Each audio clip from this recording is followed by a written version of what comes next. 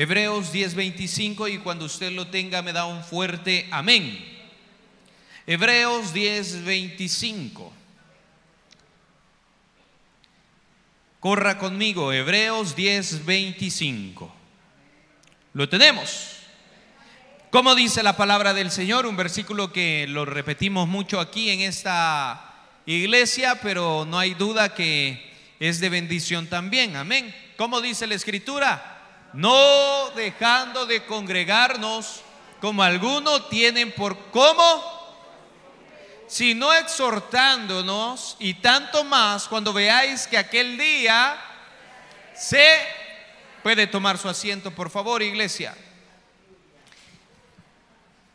¿Por qué congregarnos? ¿Para qué congregarnos? ¿Para qué ir a la iglesia? ¿Cuántos de los que están aquí se han hecho esa pregunta? Bueno, ¿y ahora para qué voy a ir a la iglesia, pues? Seamos honestos. Un jueves más, ¿y para qué voy a ir a la iglesia? Un domingo más, ¿y para qué voy a ir a la iglesia? ¿Para qué me voy a ir a sentar a ese lugar y a escuchar? Hermano, usted y yo en algunas ocasiones pasamos situaciones en la vida donde muchas veces nos hacemos este tipo de preguntas: ¿y para qué ir a la iglesia? Por ahí es de tener cuidado ahora en día, porque la palabra del Señor dice que en los postreros días vendrán hombres amadores de sí mismos, ávaros, soberbios. Pero también dice la Escritura que en los postreros días vendrán falsos cristos, pero también falsos maestros. Vendrán hombres que creen conocer la verdad, mas la verdad ya está dicha. ¿Sabe usted cuál es la verdad? Vea al que está a su lado, por favor, y dígale la palabra del Señor. Dígale: no se deje engañar por ningún diablo. Dígale.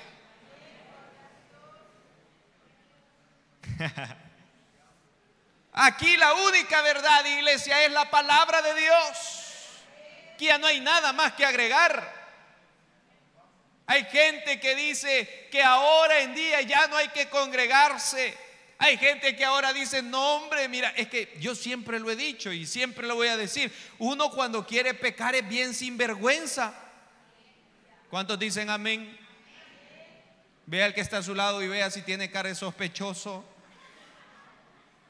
Uno es bien sinvergüenza. ¿Sabe por qué, iglesia? Porque cuando uno quiere pecar, hasta la Biblia quiere tomarla a su manera. No, es que mira, aquí dice la Biblia que Dios es omnipresente, que Él está en todo lugar. Y empezamos nosotros a hablar con autoridad y somos unos grandes mentirosos, porque la Biblia no está diciendo eso a veces.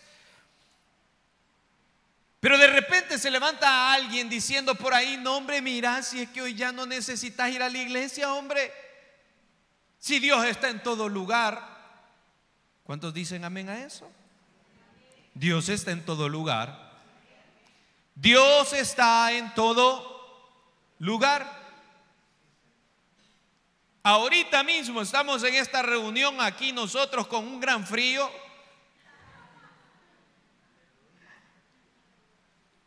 Pero ¿quién quita? En otra parte del Salvador hay culto también y Dios está ahí. Y en la China hay otro culto y Dios también está ahí. Y aquí en la Rey de Reyes usted y yo tenemos la certeza que Dios está aquí. Dios está en todo lugar. Dios está en todo lugar donde se le es invocado. Dios está en todo lugar donde se le adora, se le exalta, se le glorifica. Pero también Dios está en todo lugar donde se le obedece. Pero ahora se levanta gente diciendo: no, hombre, si yo ya no necesito ir a la iglesia, ¿y para qué ir a la iglesia? Aguantar calor, si el mismo calor está haciendo en su casa. Ay, no, es que mucha gente ahí en la iglesia y me sofoca. El pecado lo tiene sofocado. ¿Y que para qué ir a la iglesia? Y se levanta gente diciendo: yo no sé si a usted alguna vez se le acercó a alguien diciendo: mira, ¿y para qué vas a la iglesia vos? Ya no vayas. Si ya obtuviste lo que querías de Dios, tranquilo, ya no vayas. Deja que la iglesia es para gente necesitada. Pues por eso está usted y yo aquí.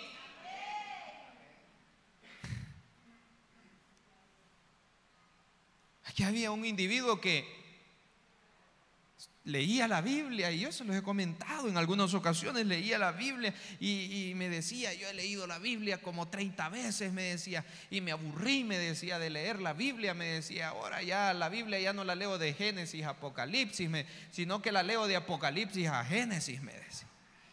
No, y gloria a Dios para los que leemos la Biblia, porque todo cristiano debe de leer la Biblia. El problema es cuando usted y yo ya le queremos agregar a la Biblia. Pues este condenado me vino diciendo un día: no, hombre, ¿ya para qué congregarse?, me dijo, si yo ya me puedo la Biblia, me dijo. Y va a salir por ahí cualquier diablo, cualquier mentiroso, queriéndole decir a usted: mira, de tan lejos que venís, mira, ahora en iglesia ni transporte te dan y ahí te vas a pie a veces. Hay gente que ha venido a la Rey de Reyes que le ha tocado irse a pie hasta su casa. Un hermano, un diácono me decía: pastor, mire, me dice, en confianza me lo decía, un día a las 9, 10 de la noche y no pasaba el bus, me dice. Tuve que hablar a mi hijo que me viniera a traer desde San Marcos, parece. Le digo: no, hombre, hermano, me hubiera hablado, le digo yo lo hubiera ido a dejarle, no hay ningún problema. ¿Qué le quiero decir con esto? Que hay gente que aquí está cansada, viene de trabajar, gente que aquí posiblemente no ha visto a sus hijos desde la mañana, no lo sé. Pero va a aparecer cualquier individuo por ahí queriéndole decir, queriendo trastornar lo que la palabra de Dios dice, y en lo que la palabra de Dios está escrito es que usted y yo debemos de congregarnos. Pues sí, pero esto no es algo que el pastor quiere estar molestando, porque le aseguro que no solamente yo deseo que usted se congregue, sino que todos los pastores del mundo le van a decir: usted debe de congregarse. Y nosotros podemos ver la iglesia primitiva, la primera iglesia, la iglesia del libro de los Hechos, que era una iglesia que se congregaba, era una iglesia que oraban juntos. Era una iglesia que tenía todo en común. Y que esta iglesia, usted lo sabe, estaba siendo perseguida, atacada por el imperio romano, por el César, pero ellos se reunían y se congregaban. Entonces, vuelvo al punto: tengamos cuidado, porque el día de mañana se le puede acercar cualquier persona diciendo: ¿y para qué va a ir a la iglesia? O es más, tal vez no se le va a acercar nadie, pero en su corazón puede empezar a nacer aquel deseo, aquel sentimiento, o en nuestra mente aquel pensamiento de decir: ay, casi va terminando la semana,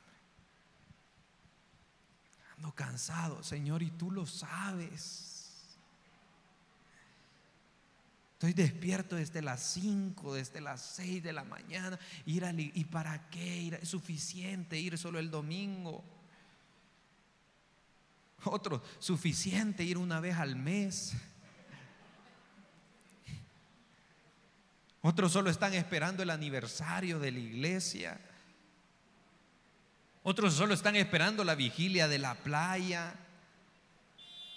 Y de alguna manera posiblemente no se le va a acercar nadie a usted, pero en su corazón o en su mente puede iniciar este pensamiento de: y es cierto, hombre, llevo 10 años, llevo 5 años, llevo 1 año, llevo 6 meses orando y Dios no me responde. ¿Y para qué voy a ir a la iglesia entonces? Pues yo no sé de todos los que estamos aquí cuántas veces nos ha pasado ese pensamiento por nuestra cabeza: otro domingo a la iglesia, levantarme temprano, es el único día que puedo dormir y levantarme temprano, ir a la iglesia. No, ¿para qué?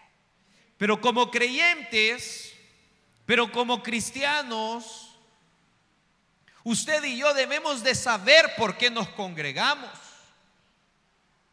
Que no solamente es porque el pastor así lo ha pedido, porque el pastor así lo ha querido, que los servidores tienen que congregarse por lo menos 3 veces a la semana, sino que el congregarse trae muchos beneficios a nuestra vida.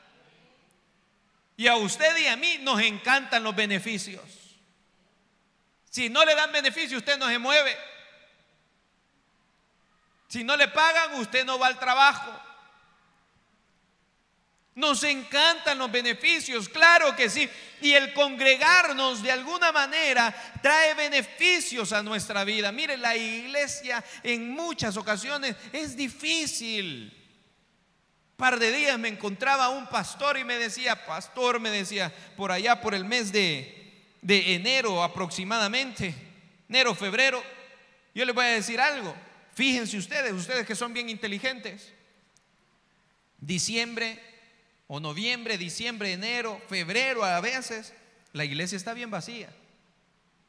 ¿Sabe por qué? Porque unos ya están pensando en caer en diciembre. Y los que caen en diciembre quieren venir hasta febrero. O no lo sé. Vaya usted a saberlo. Pero me decía este pastor, me decía, ¿y cómo está la iglesia? Ah, bien, hermano, le digo. Ahí vamos, le digo. Y este hermano era evangelista, recién acaba de tomar una iglesia y empezar a pastorear. Y le digo, ¿y qué tal la iglesia? ¿Cómo está usted? Le digo, no, hombre, me dice, yo quisiera seguir de evangelista, me dice. Mire, la iglesia, me dice, es como el mar, me dice. A veces llena y a veces vacía. Y esto es cierto.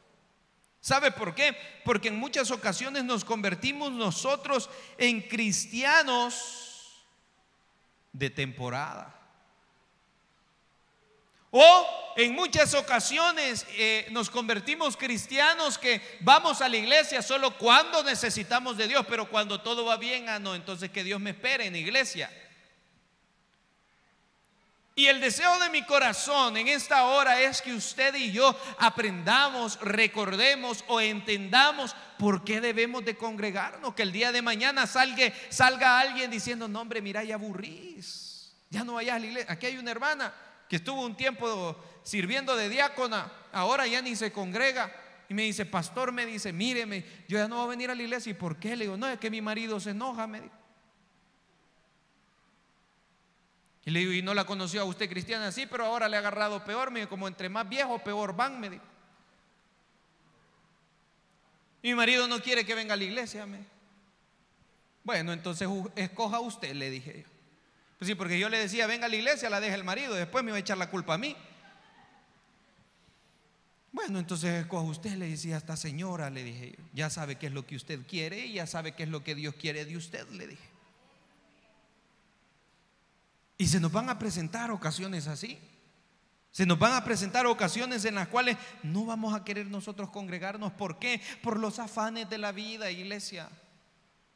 Por los placeres de la vida, por la banalidad que la vida nos presenta, por el engaño que en muchas ocasiones la vida nos presenta, o es más, por las mismas riquezas. A veces nosotros vamos a querer dejar de congregarnos, pero la Escritura en esta hora nos está diciendo, no dejando de congregarnos como algunos lo tienen por costumbre. O sea que cuando usted se deja de congregar, se le hace costumbre a usted. Ya no quiere ir a la iglesia. Es más fácil atraer a una persona que acaba de reconocer que Jesús es su Señor y su Salvador que un reconciliado, ¿sabe usted? ¿Por qué? Porque se nos va haciendo una costumbre en nosotros. No, hombre, ¿para qué congregar? ¿Para qué ir a la iglesia el domingo? ¿Para qué? Es que el pastor todos los días nos quiere tener ahí. Si la bendición es para usted. De todas maneras, yo aquí paso. La bendición es suya. ¿Por qué? Porque congregarnos trae bendición a nuestra vida. Y así lo está diciendo Hebreos. Dice la Escritura, no dejando de congregarnos como algunos lo tienen por costumbre. El primer punto, yo quiero que entendamos que es un mandato de Dios congregarnos. Que se levante quien quiera a usted decirle no te congregues, usted dígale, es un mandato de Dios. ¿Por qué? Porque escrito está en la palabra de Dios.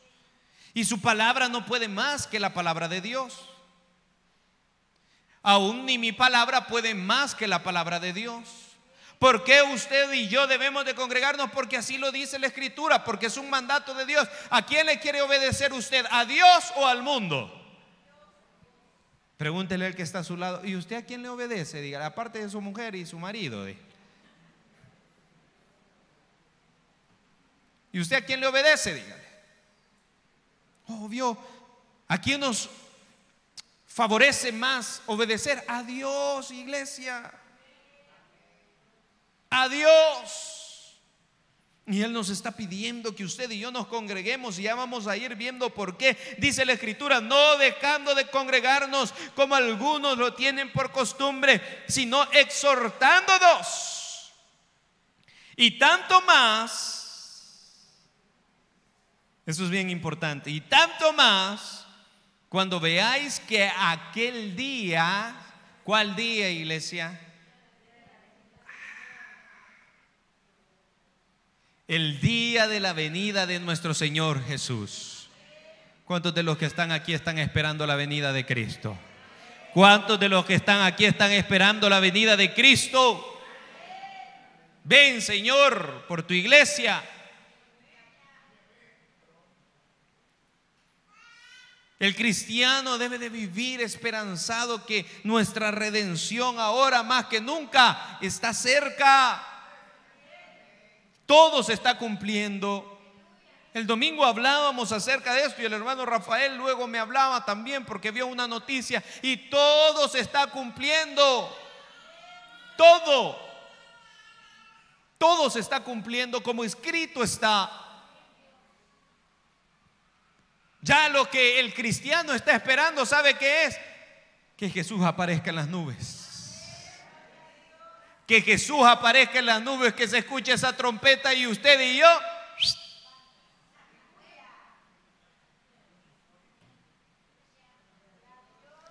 Cuán glorioso será ese día. Cuán glorioso será ese día. Donde no habrá más tristeza, donde no habrá más dolor, donde no habrá más llanto, donde no habrá más deuda, donde no habrá más enfermedad, donde usted va a vivir en un gozo continuo, adorando a aquel que vive y reina por los siglos de los siglos, iglesia. Déselo fuerte porque es para Él. Entonces, usted y yo, iglesia, debemos de congregarnos. Porque hay algunos padres que de alguna manera se me han acercado y me han dicho: mire, pastor, ayúdeme que mi hijo no quiere congregarse. Quizás muchos hemos tenido que estar así en algunas ocasiones.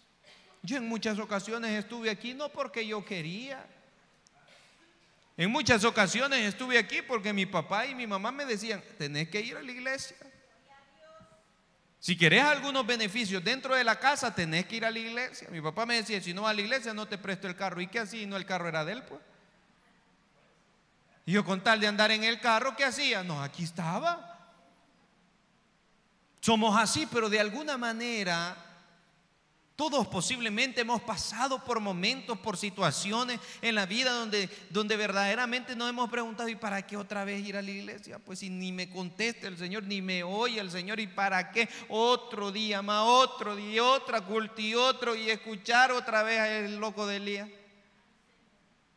¿Para qué ir? Pues primero porque es un mandato de Dios. No es porque los pastores así lo queramos. No, es un mandato de Dios. Dice la Escritura: no dejando de congregarse como algunos tienen por costumbre, sino exhortándose. En este punto no es regañando. Porque hay gente, hay predicadores o hay pastores que dicen: no, mis predicaciones son de exhortación.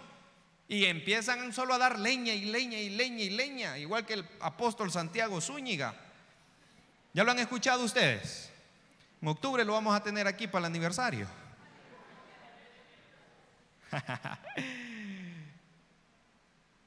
¿Sí? Eso no es exhortar. Exhortar, cuando se refiere a la palabra de Dios, significa animar.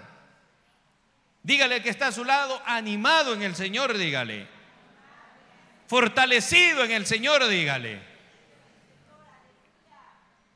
Entonces dice: sino exhortándonos, y tanto más cuando veáis que el día que se acerca. Primero, es un mandato del Señor y usted y yo lo tenemos que cumplir. Aunque usted no quiera, venga a la iglesia, congréguese. ¿Por qué? Porque cuando usted se congrega, usted va a ser fortalecido en la fe. Y esto es un beneficio. Cuando usted y yo nos congregamos, somos fortalecidos en la fe. Mire lo que dice la palabra de Dios, Romanos 10:17.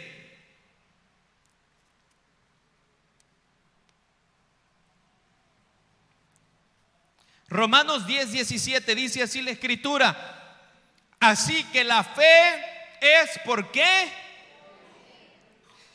Oír la que. Mire, iglesia, cuando usted y yo venimos a este lugar, venimos a escuchar palabra de Dios. Aquí en muchas ocasiones hemos hecho tardes de alabanza y está bien, pero usted nunca va a ver un domingo en la cual no haya predicación. ¿Sabe por qué? Porque la alabanza nos lleva a una adoración a Dios, pero la palabra de Dios o la predicación es cuando Él está hablando a nuestras vidas. Y usted y yo necesitamos ser fortalecidos en la fe. ¿Por qué? Porque el mundo nos debilita. ¿Por qué? Porque el pecado nos debilita de alguna manera. Pero cuando nosotros venimos a este lugar, salimos de este lugar no como entramos, salimos de este lugar fortalecidos en la fe. Y yo sé que a usted le ha pasado, iglesia. Yo sé que a usted le ha pasado, amado hermano, que en muchas ocasiones ha venido a este lugar pidiendo o diciendo que es la última vez, pero se va de este lugar fortalecido en la fe, esperando que venga el día de mañana para venir al estudio bíblico. Esperando que se termine este día ya para venir el domingo a seguir escuchando palabra de Dios, a que nuestra fe pueda ser fortalecida. ¿Para qué debe de ser fortalecida nuestra fe? Para el día malo. Atención, el día malo va a venir. El día malo va a venir. Pero qué lindo es cuando usted y yo estamos fortalecidos en la fe. Yo he conocido hombres y mujeres que han estado fortalecidos en la fe, que les han quitado el trabajo y me han dicho: pastor, mire, aquí vengo, ayúdeme a orar porque este día me despidieron. Pero ¿sabe qué?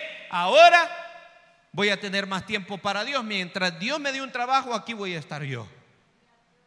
Fortalecidos en la fe. Otros que posiblemente me han dicho: pastor, ayúdeme a orar porque mire, me diagnosticaron esta enfermedad, pero yo fortalecido en la fe. Pero yo fortalecido. Pero ¿qué pasa cuando nosotros no nos congregamos? Empezamos a escuchar rumores de todo lado, de todo el mundo. ¿Y qué empieza a haber en nuestro corazón? Tristeza, estrés. Pero ¿qué empieza a haber en nuestros corazones? Dolor, llanto. ¿Por qué? Porque no estamos escuchando palabra de Dios. Pero ¿por qué es necesario congregarse entonces? Para que nuestra fe pueda ser fortalecida. ¿Y cómo se fortalece nuestra fe? Doctrinalmente. ¿Cómo se fortalece nuestra fe? Bíblicamente. ¿Cómo se fortalece nuestra fe? Entendiendo que usted y yo en un momento también vamos a tener que tener defensa de lo que nosotros hemos creído, de defensa de nuestra fe. Pero ¿cómo si no hemos escuchado? Y la misma escritura dice: ¿y cómo dirán aquellos en aquel día si nunca lo escucharon? Es igual con la iglesia. Si una vez al tiempo nosotros nos congregamos, ¿y cómo, iglesia? ¿Qué es lo que Dios desea? Que nosotros nos congreguemos para que nuestra fe pueda ser fortalecida. Dice la escritura, Efesios 6:10 dice: por lo demás, hermanos míos, fortaleceos en el Señor y en el poder de su.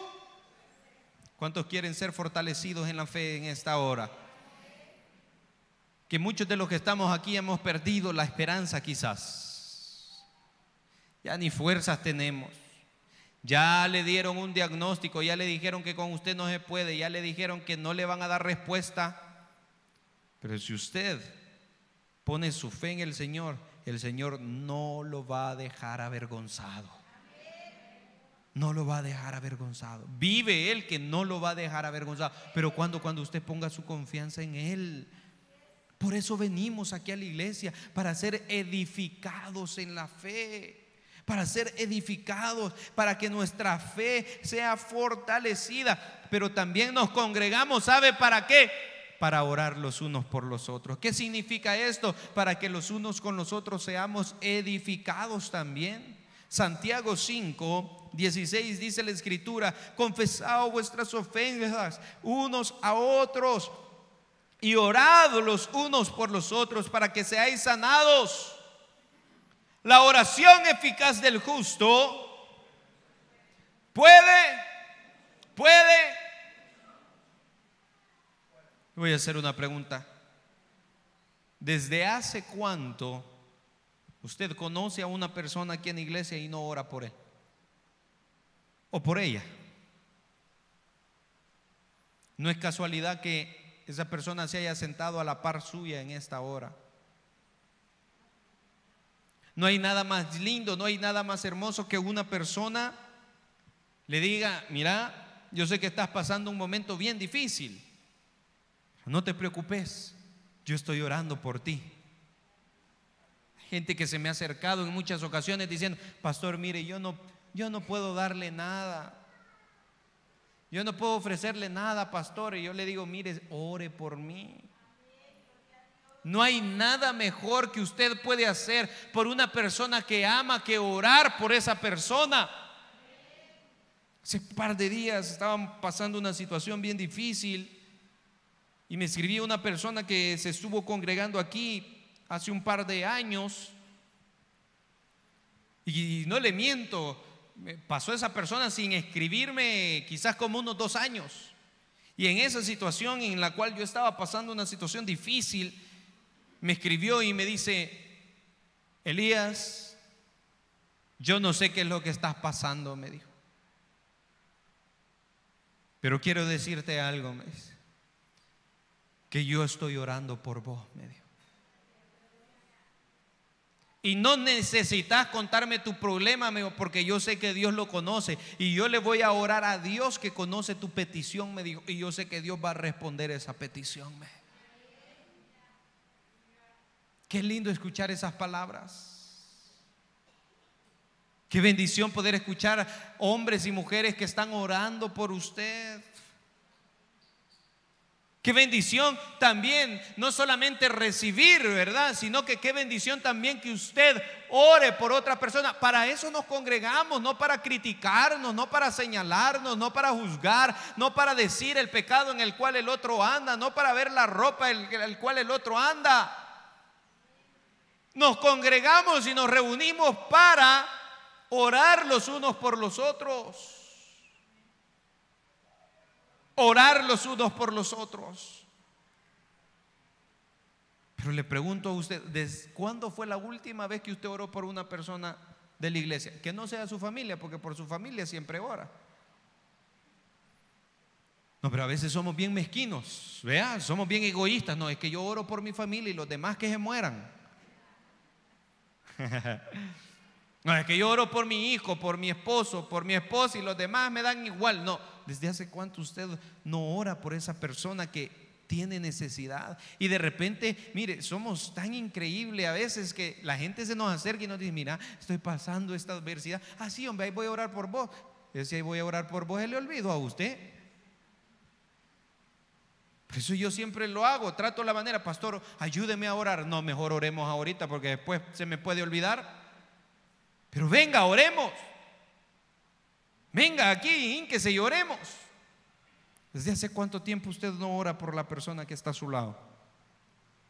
Pero también nosotros nos congregamos para poder encontrar respuestas a los momentos difíciles de nuestra vida. Mire lo que dice Salmo 119, 130.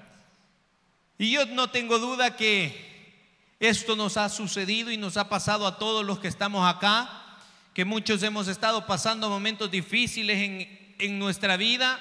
Pero en cuanto usted esté escuchando el consejo de la palabra de Dios, en cuanto Dios ha estado hablando o está hablando a su vida por medio de un predicador, por medio de un mensaje, por medio de una predicación, Dios empieza a iluminar su mente. Dios inicia a dar sabiduría a nuestra mente y a nuestro corazón, y empezamos nosotros a analizar qué es lo que debemos hacer o dejar de hacer. Dice la palabra del Señor, Salmo 119, 130. La exposición de tus palabras alumbra. ¿El qué? ¿El qué dice? La exposición de tu palabra. ¿Cuántos quieren ser iluminados aquí? Dice la palabra de Dios: lámpara es a mis pies tu palabra y lumbrera a mí. ¿Cuántos queremos ser bendecidos de esta manera? ¿Cuántos queremos ser bendecidos? ¿Cuántos queremos ser iluminados, alumbrados por la palabra de Dios sobre nuestra vida? Hay gente que le va a dar un buen consejo a usted porque ya pasó el hacha, quizás ya pasó momentos difíciles, le va a dar un buen consejo, pero no hay nada como que la palabra de Dios nos esté dando un buen consejo. ¿Por qué? Porque Dios lo sabe y lo conoce todo. Él siempre le va a dar a usted y a mí un buen consejo. Por eso usted, ¿de quién debe de guiarse? De la palabra de Dios. ¿De quién debe dejarse guiar usted? De la palabra de Dios. Dice la Escritura así: la exposición de tus palabras alumbra, hace entender a aquellos que no tenemos sabiduría, pues. Aquellos que posiblemente nos hace falta sabiduría para poder llegar a lo que tanto nosotros anhelamos y deseamos posiblemente. Y en el día de la prueba, congréguese. Dios va a iluminar su mente. Dios va a iluminar su corazón para saber qué es lo que debemos de hacer. Vale la pena seguir siendo perseverantes, porque en aquel día obtendremos respuesta, porque en aquel día veremos galardón. Gálatas 6:9, y con eso terminamos. Póngase de pie, por favor. Gálatas 6:9 dice la palabra del Señor así: no nos cansemos pues de hacer el bien, porque a su tiempo, ¿qué? Si no, porque a su tiempo segaremos y no desmayamos. Toque al que está a su lado, por favor, y dígale: no deje de congregarse, hermano. Dígale: no deje de congregarse, dígale. Yo lo quiero ver aquí en la casa del Señor por las buenas y no por las malas, dígale. No deje de congregarse, que Dios tiene una respuesta para usted. El congregarnos tiene beneficios a nuestra vida, iglesia. Hágalo usted, no porque es una obligación, sino porque es una bendición para usted. Cierre sus ojos. Eterno Dios, gracias